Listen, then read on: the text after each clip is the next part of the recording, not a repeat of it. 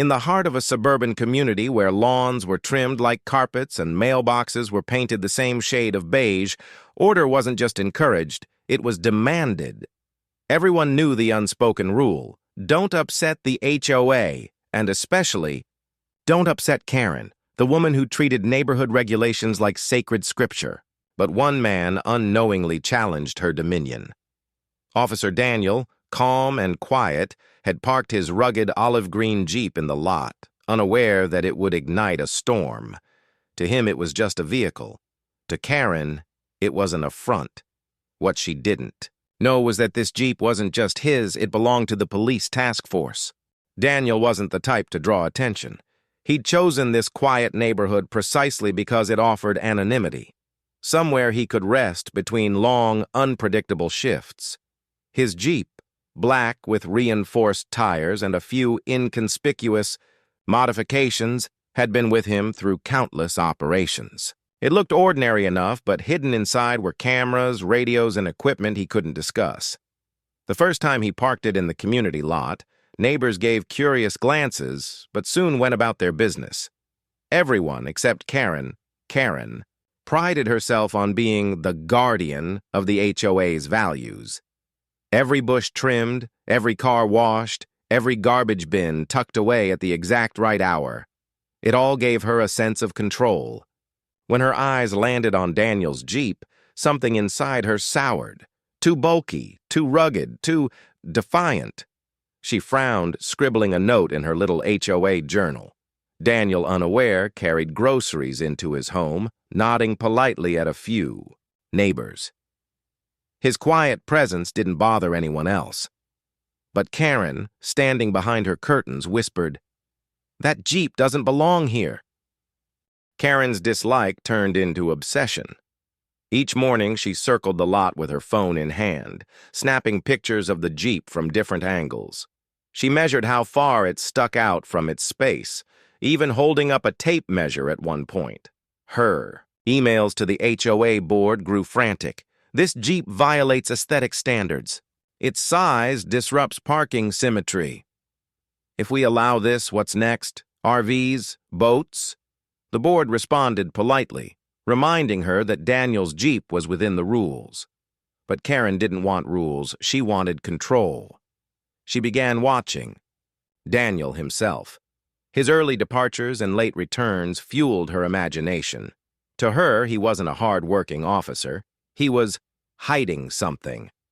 She gossiped to neighbors, painting him as suspicious. "He sneaks out at odd hours," she whispered. "That Jeep is probably involved in something illegal." Her words planted unease in a few, but most brushed it off. Still, Karen's fixation grew. To her, this wasn't about a car anymore.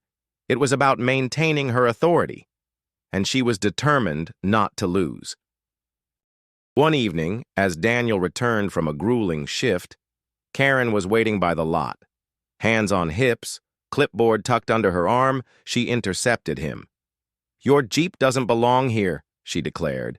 "It ruins the harmony of our community." Daniel paused, keys in hand, surprised by her sharp tone.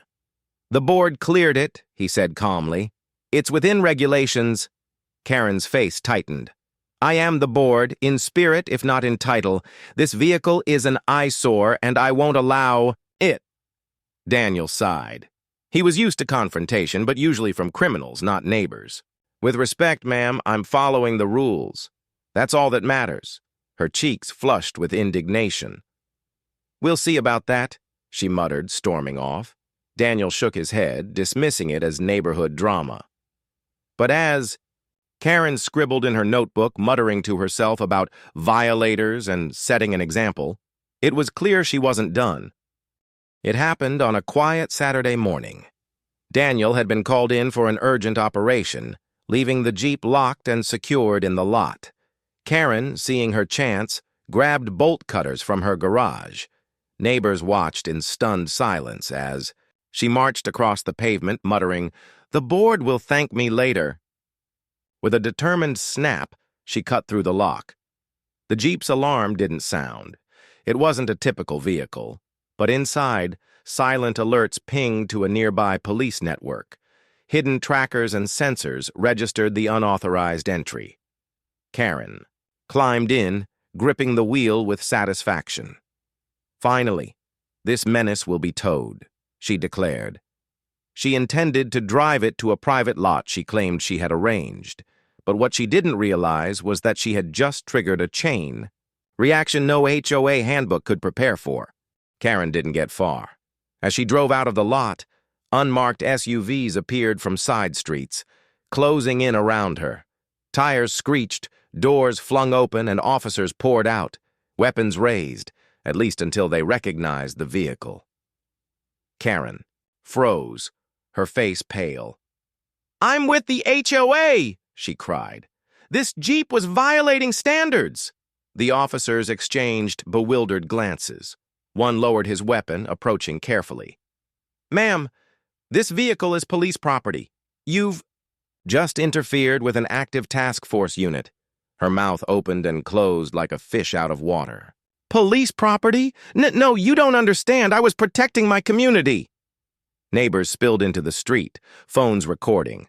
Gasps and whispers rippled through the crowd as they watched their self-appointed leader reduced to a stammering mess under flashing lights. Karen's grand crusade had just exploded in her face. By the time Daniel returned, the lot was a scene of chaos. Flashing lights, curious neighbors, and Karen standing in handcuffs. His fellow officers explained what had happened, and Daniel's jaw tightened in disbelief. Karen, red-faced and frantic, tried to justify herself. "He brought that thing here. It ruined the neighborhood. I was doing my duty." But no one supported her now. Neighbors who once rolled their eyes at her antics now openly criticized her. "You went too far, Karen," one said. "You embarrassed all of us," muttered another. The HOA board called an emergency meeting, furious about the humiliation. News of Karen's actions spread like wildfire through the community, turning her from feared enforcer to cautionary tale. For Daniel, the exposure was uncomfortable, but something shifted. For the first time, his neighbors saw him not as a mystery, but as someone who had quietly protected the city while enduring their gossip. In the weeks that followed, consequences fell swiftly. Karen was stripped of her HOA privileges, fined heavily, and barred from making unilateral decisions.